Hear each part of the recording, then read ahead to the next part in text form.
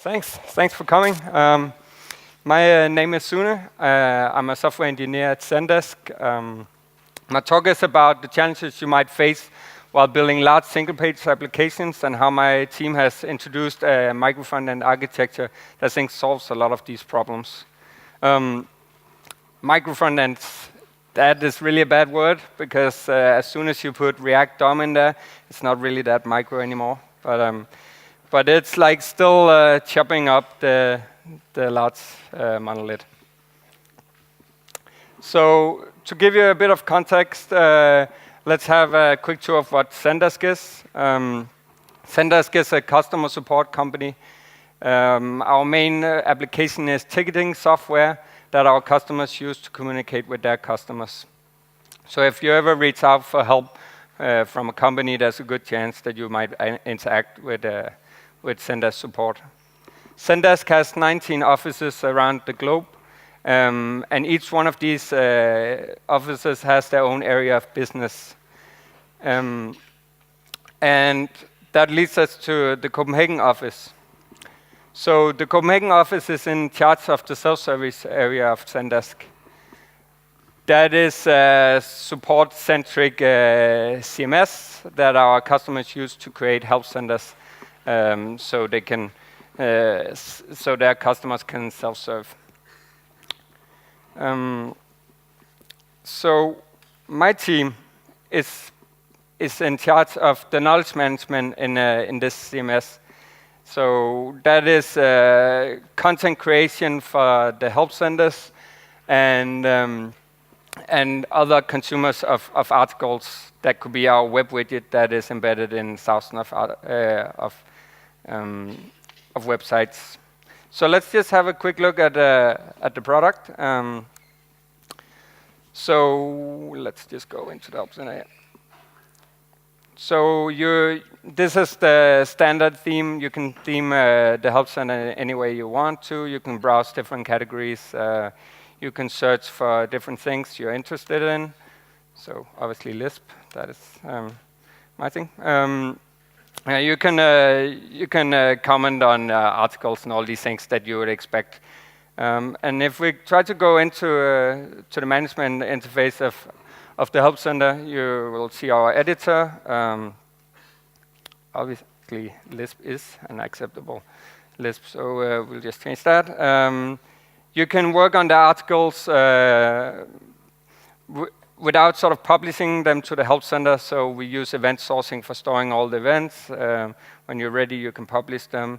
You can go in and see all of the revisions, what happens to your article. On the back side of the CMS, we have all these lists. We have workflows on the articles, and you can make custom lists. And if Vitaly is in the audience, he should close his eyes now, because this is like really horrible. You can do all these kind of filters on the articles. So this is not really a product talk. That would be pretty boring, I think. What I actually want to show you is that all these applications that I'm showing you is different smaller parts that is completely self-contained, and the reasoning behind making that decision. So what I've learned from the last 11 years of working as a professional software engineer is that change is the only constant. Just see change. Every time you sort of, this is going to be the thing, React will never change, it's going to change anyway. What was I trying to say? Yeah, so we built these big things. We start with one application, it grows bigger and bigger, and then more teams get involved in the thing. And at some point, it's just too big to change it. So you'll just have to continue. And then you're in this situation where I've been doing a lot of consulting, and a lot of the architectures for the applications that I've seen is kind of like this, where if you move something, then it's probably going to fall apart. So will you be the next guy that is going to tilt over the money cow?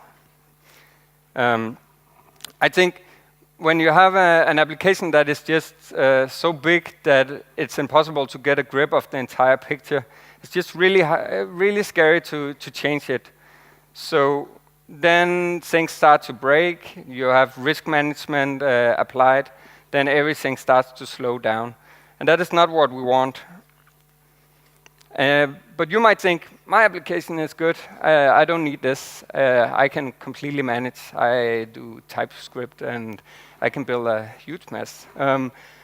But complexity grows pretty fast. So this is two of the applications that my team maintains. On the left, you see the editor, which is the largest application that we have. And for something that I think should be fairly simple, it's actually not that simple. This is not a big application, it's only 209 JavaScript files. But it's kind of interconnected. I don't know how well you can see that, but there's basically like a line between everything in this application. On the other side, we have our revision application that is much more easy to understand. It's much smaller. It's like a fourth of the size. So imagine the effect of taking these two applications and just putting them into one code base. Would that make it simpler? It's definitely going to hurt the revision application. There's also other problems. If I do a change that breaks down the revision application completely, the editor will be fine. So it's nice to sort of separate things that has different complexity characteristica. Another aspect is when you are starting to have more teams involved in building out a product, they might have their own schedule, their goals might not be coordinated, they might have different technology preferences. And when are you going to do these big refactors or structural changes across the code? You'll have to coordinate that across all of the different teams, or you'll have to leave all their PRs conflicted.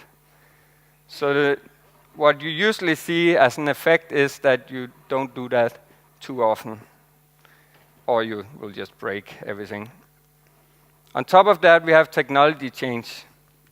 So your favorite framework might not be tomorrow's favorite framework. But even if you stay within a single framework, you might get into troubles where you have to change large part of your code base. So think Angular 4, for example. Somebody pulled the rug on you. Or another example is React, where first the prop types gets deprecated, then the life cycles changes, then hooks is introduced and will probably be so popular that the classes will be removed at some point. And you might think, but I have code mods, so I'm just going to do that to my code base. But the real problem is that all your dependencies that is relied on this platform that you're using, React or whatever, is going to, you have to go and update them, all of them. And if you don't keep yourself updated with everything all the time, which is pretty risky in itself, then you'll be in this kind of problem.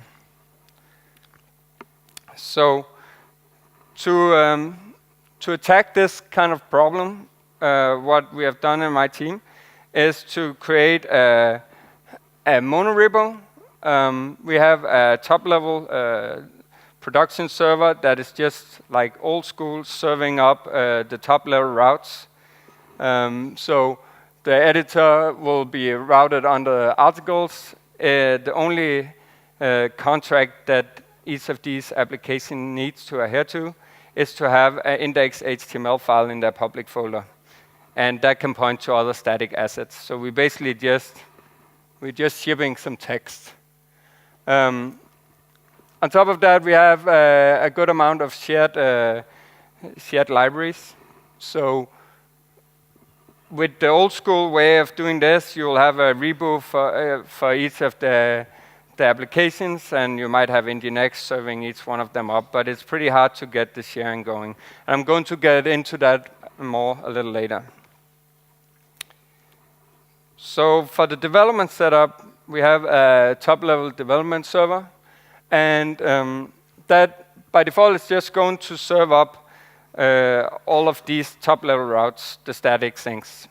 But when you start up a development server in one of the applications, then it's going to listen to all the ports for all these development servers, and it's going to proxy the traffic to that application. That has the nice effect of in this case it's Webpack, but it could be anything, like you could do ClojureScript if you want to. Maybe I want to. But you can have a fairly small Webpack dev server running. It doesn't need to know everything. You only need to run it for the part of the application you're actually building on, but the rest will stay working because you're serving it up from the static files. So let's just have a look at that. So I'll go here. So now I'm going to start the main server.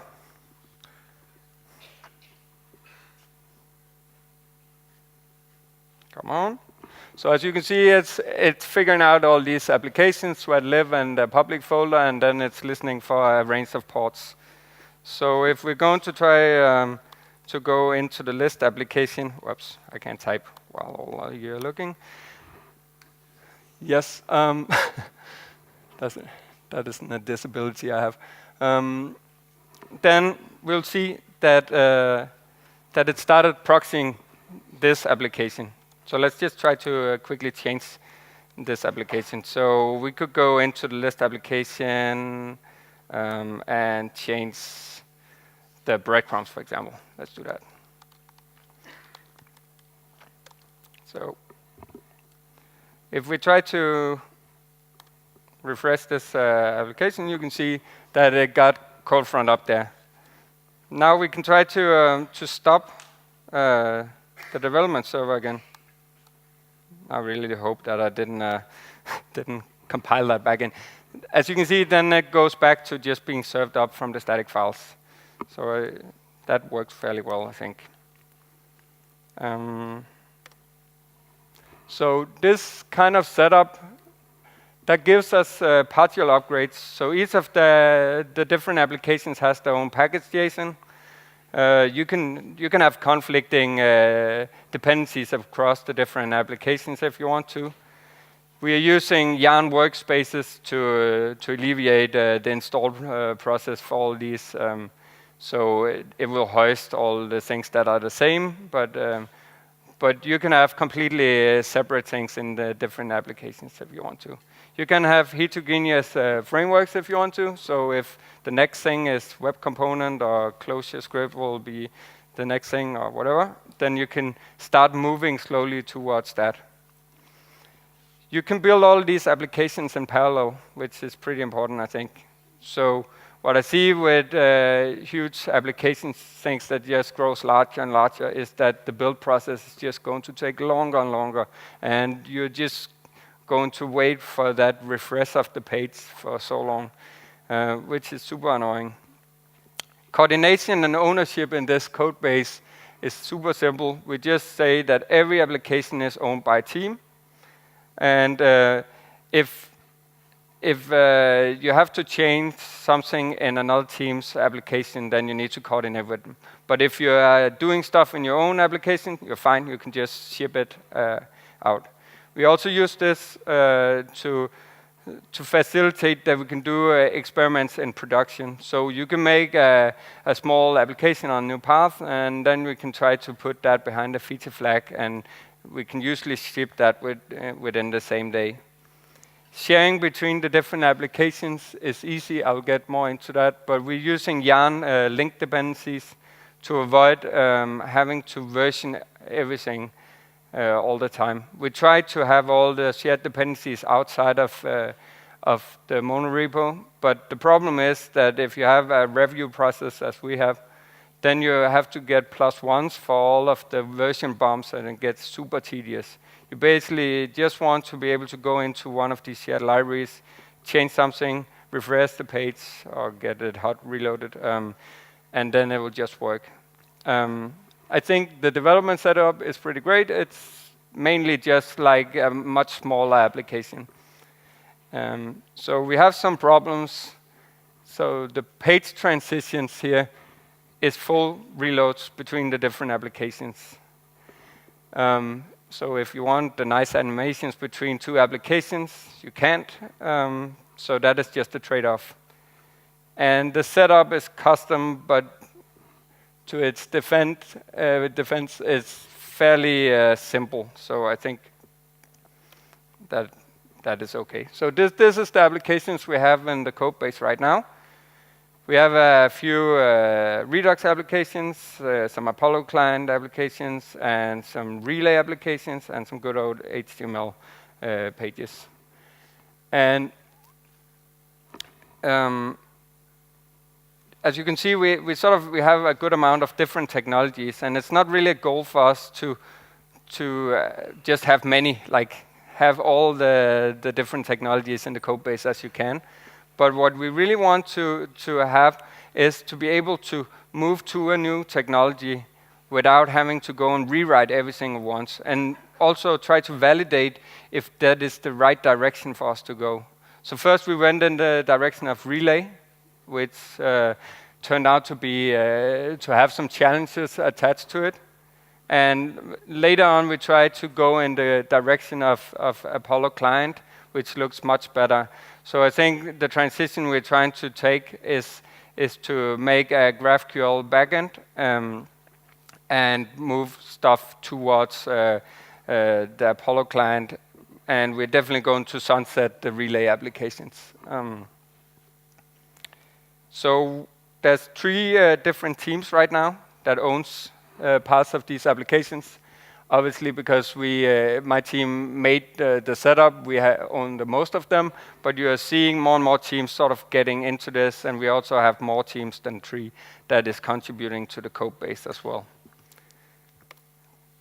So one of the first stumbling blocks that you'll get into when you're trying to split things up is that all of the components that you're normally using, you'll need those. So I started to pull out all the components from the bigger applications, and then I made a component library within Zendesk, a React component library, and that started to get used by a lot of people, and then it was taken over by a team in San Francisco, and this is sort of the current version of that library. It's on gardenzendesk.com. It's open source.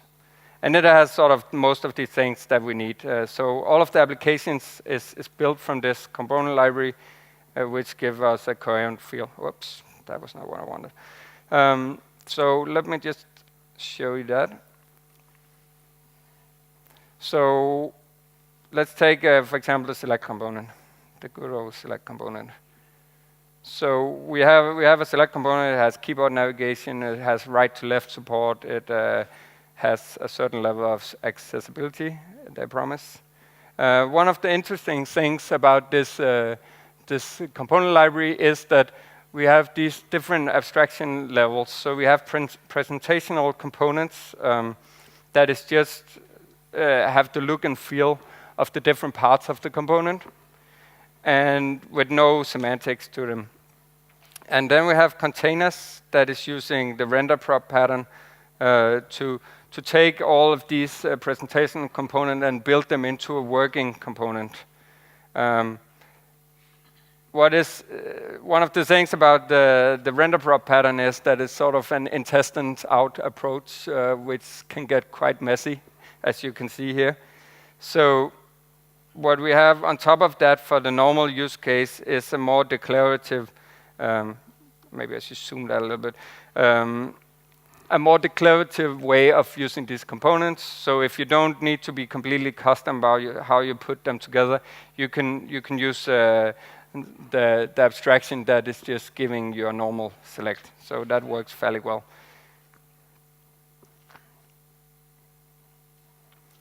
So the next thing is shared libraries. You should never make a utils shared library. That is, everything will point to it. So I think we will have to deal with that at some point. But we have all these shared libraries, and as I told, we're using Yarn link dependencies between them, and that poses some problems if you don't want to rebuild all of these applications every time you push something onto CI. You have to be a little bit smarter about it. So if everything was versioned, it's very easy to figure out if an application has changed or not. But when you have link dependencies, then if there's a change in the G library, then there's potentially a change in the D and E library, and application E and B needs to be rebuilt. So I made a small tool that will do a hash of all of the Git files in a library or in an application. And then it's going to combine that hash with all of the hashes for its dependencies in the link dependency chain.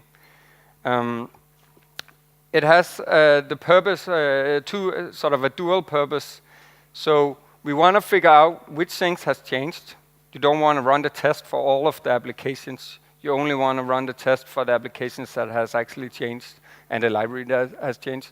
And you don't want to rebuild stuff that has already been built before. So we have a cache of all the assets that we are using to figure out if things have changed.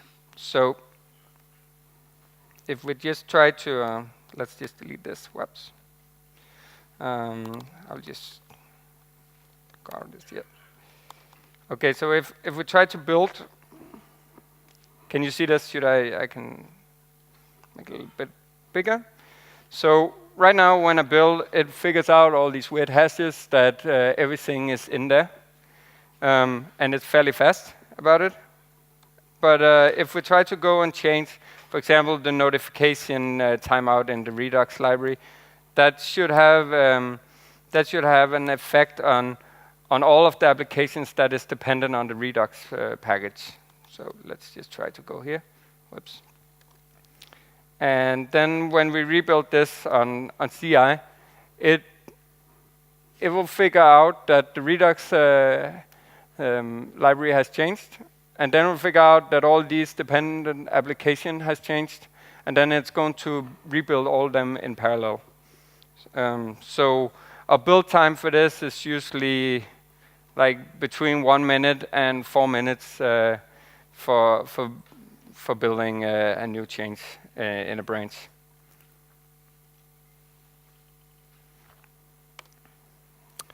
So one of the things that I've gotten the most pushback about for introducing this kind of setup is that every transition to one of these parts of the application is a full page reload. It comes up again and again. Like we can have a discussion and we agree, and then the next week we'll have the same discussion again. But I kind of like that because it nudges us in a direction where we'll like to make the individual applications load as fast as possible. So we want the user to feel that they are interacting with a coherent thing. So we did a few different things to get to that point. So we reduced the number of initial requests. We do that, for example, when we're rendering the application, we need to know your locale, so we need to know if you're in a right to left language, for example. We need to know if you're logged in or not. But we store the user session in session storage, and then we'll reload it in the background, and if it changes too much, we'll just refresh it, refresh the entire page. So, but if you, for example, your feature flags changes or something like that, we don't care. We're not going to reload. Then we cache as much as possible. We do that on build time. So when we build on a Google Cloud platform, we'll just push everything out to S3, and we'll have Cloud Frontend in front of that. Then, as Harry Roberts mentioned, we try to push all of these annoying tracking libraries back in the queue, so they're not conflicting with the initial data loading of the application. So that is also important. And last but not least, I think this is actually the most important part. We try to fake the application, so we don't render a white page ever. We will always render something. So let's just try to take a little closer look at the application that I showed you before. So we can try to throttle this down to a slow 3D, for example. So when you go to a new page, we'll render something, and then we'll render the Chrome as well. And I don't think we have taken this to the fullest. I would like it to be more detailed. I think the more detailed we can be about faking the Chrome, for example, around it, the better it will be. So this will make Harry Roberts cry, but we still have like a good amount of requests coming in.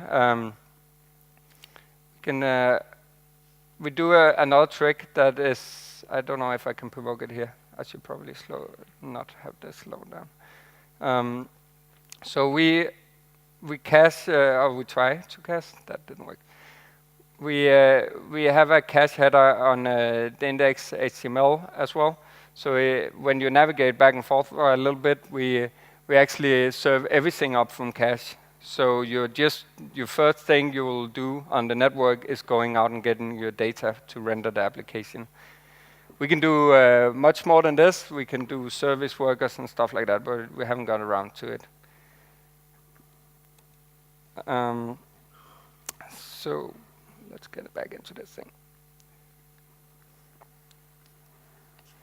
So you can find me on Twitter, or find me on my mail or on GitHub. I'm Sune Simonsen, mostly everywhere.